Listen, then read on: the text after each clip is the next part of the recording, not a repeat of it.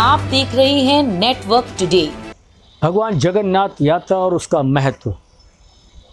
जय जगन्नाथ। आज जगन्नाथ भगवान की रथ यात्रा पूरे देश और विदेश में हर्षोल्लास के साथ निकाली जा रही है। आप सभी दर्शकों को जगन्नाथ यात्रा की हार्दिक शुभकामनाएं। जगन्नाथ यात्रा का विशेष पौराणिक महत्व है। जाने इसके पीछे की क्या कहानी है, तो चलिए आपको बताते हैं। मैं हूं GP Awasthi. Network today digital में आपका स्वागत है। जगन्नाथ की यात्रा की शुरुआत कब हुई, इसके बारे में आज हम आपको जानकारी दे रहे हैं। जगन्नाथ रथ यात्रा उत्सव की शुरुआत 12वीं से 16वीं शताब्दी के बीच हुई थी। इसकी शुरुआत के बारे में कई कहानियां और मान्यताएं हैं कि कुछ लोग कहते हैं कि भगवान कृष्ण की अपनी मां की जन्मभूमि की यात्रा को दर्शाता है, तो दूसरों का मानना है कि इसकी शुरुआत राजा इंद्रहुमन से हुई थी, जिन्होंने कथित तौर पर अनुष्ठान किया था। उड़ीसा के पुरी में भगवान जगन्नाथ का विश्व प्रसिद्ध मंदिर स्थित है। हर साल आषाढ़ महीने के शुक्ल पक्ष की द्वितीय तिथि को इस मंदिर से भगवान जगन्नाथ की रथ यात्रा का आयोजन किया जाता है।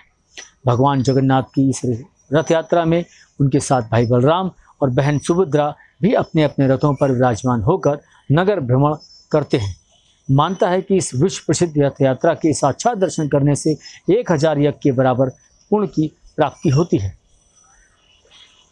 जगन्नाथ रथ यात्रा के पीछे की कई पौराणिक कथाएं भी हैं और भगवान जगन्नाथ जी का नगर भ्रमण भी होता है। तो पौराणिक कथा के अनुसार एक बार देवी सुभद्रा को नगर भ्रमण की इच्छा हुई। तब भगवान जगन्नाथ अपने भाई बलभद्र और बहन सुभद्रा के साथ रथ पर बैठकर नगर भ्रमण के लिए गए। तब भगवान जगन्नाथ अपनी मौसी गुंडिचा देवी के घर भी गए थे और 7 दिनों तक मौसी के यहाँ विश्राम किया था। तभी से यह यात्रा की जगन्नाथ यात्रा का प्रारूप बन गई।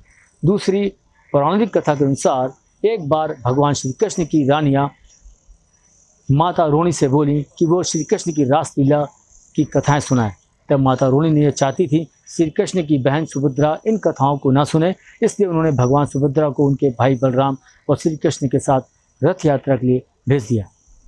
यात्रा के दौरान नारद जी प्रकट होते हैं और तीनों भाई बहनों को एक साथ यात्रा पर देखकर प्रसन्न हो जाते हैं।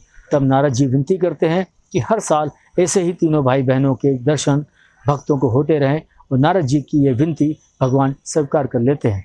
कहा जाता है तभी से हर साल से ये रथ यात्रा निकाली जाती है। इसलिए इस रथ यात्रा को देखने के लिए देश विदेश से कई लाखों भक्त यहाँ पहुँचते हैं। एक अन्य कथा के अनुसार एक बार वेद व्यास जी ने भगवान श्री कृष्ण से प्रार्थना की कि वे अपने सभी भक्तों को दर्शन दें। इस प्रार्थना के उत्तर में भगवान ने इस यात्रा का आयोजन किया।